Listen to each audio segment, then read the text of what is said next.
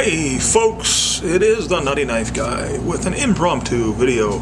I just decided to make this video minutes ago, so I am absolutely and completely unprepared. I got a couple of new knives today. Go figure. From Smoky Mountain Knife Works. Smoky Mountain Knife Works is my favorite place to get knives online. And the two things I got, they're budget blades again. This is my fix. I had to have my fix. And I am overall quite pleased with them.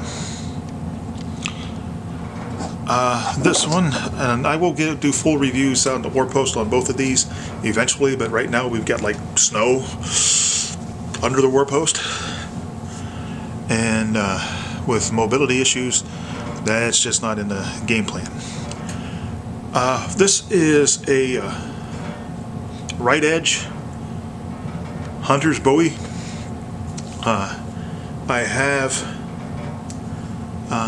This is actually very nice. I have only had this for a little over an hour. I mean, I just literally, I could have done an unboxing, I suppose, but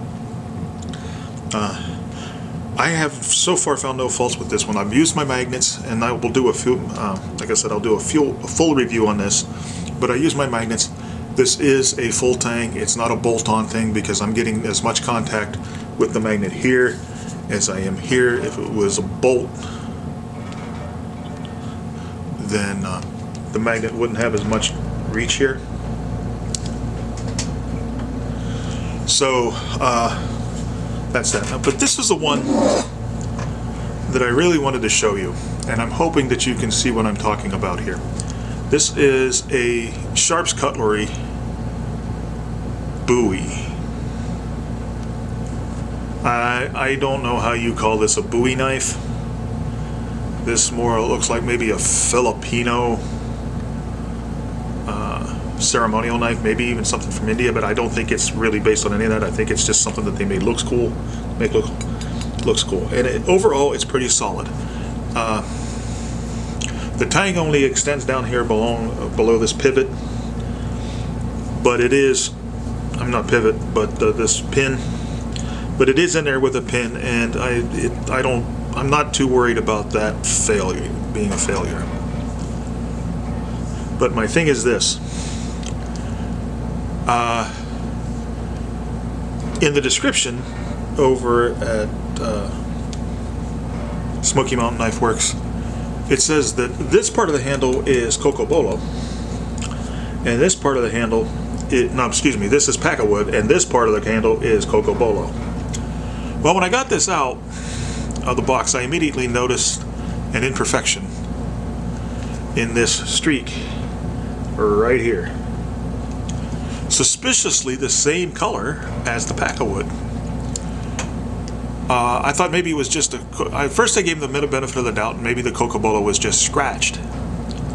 But when I saw the price of this on Smoky Mountain Knives Works and then looked at the description, they said cocobolo, it should have been more expensive. Even this much cocobolo would have added some expense to the knife. That's a pretty exotic wood. Cocobola or whatever. That's pretty exotic wood. So I looked at it more closely, and I don't know if you can see this. I want to put it right up to yeah, you should be able to see that. Try to get the glare out. But if you notice this pattern, the wood pattern, it's really pretty grain. Let's see. It extends all the way up through here. It's just the pattern continues. Maybe you can see it better on this one, on this side.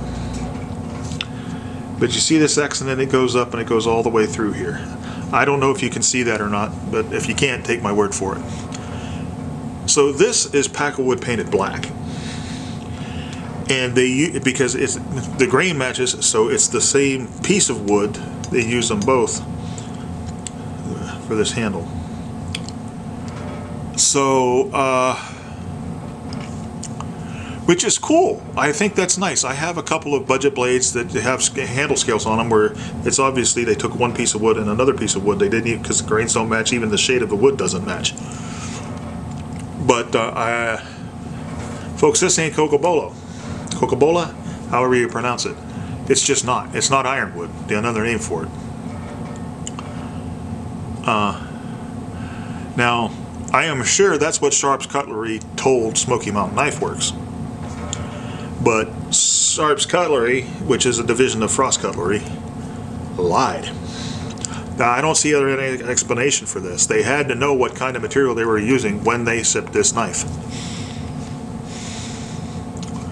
Now, I like this knife. It handles beautifully. This is not an issue to the point that's going to make me send it back. But I review a lot of budget knives. As a matter of fact, most of the knives I review are budget. Because when I spend a lot of money on a knife, it's a kind of a rare thing. But I wanted you to be aware.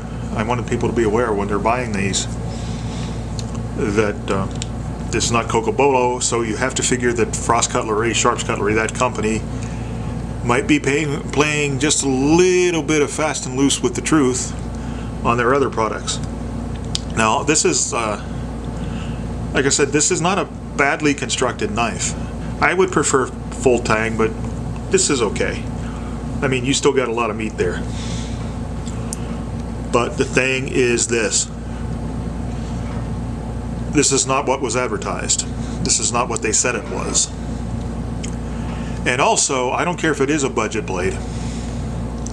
Shipping it out with this kind of imperfection, even if they told the truth about the materials, even for a budget blade, that's pretty bad because this is so easily corrected. You get one of those little touch-up pens like I have, and there you go. So this is going to be really quick. I just got this out and I noticed that, and I thought I'd show you. I think, going to email Smoky Mountain Knife Works and tell them about this, just so they can change their description, because I'm sure they're just going by what the company said, by what the manufacturer said. But other than that, I really like this thing. I just don't understand why they thought they had to lie about this. Okay, like I said, this is going to be really short. This was impromptu. But I still need you to remember to draw your knives only in just purpose and sheathe them only with honor. And to remember that without knives, life would be dull and pointless. By the way, this did come nicely sharp, and so did this one. They had nice edges on them. Could maybe be a little better, but not bad at all. And with that, I bid you goodbye. Please like, share, and subscribe. That really likes that. I am approaching that 100 subscriber mark where I will do a giveaway. So that's it. And I do bid you goodbye.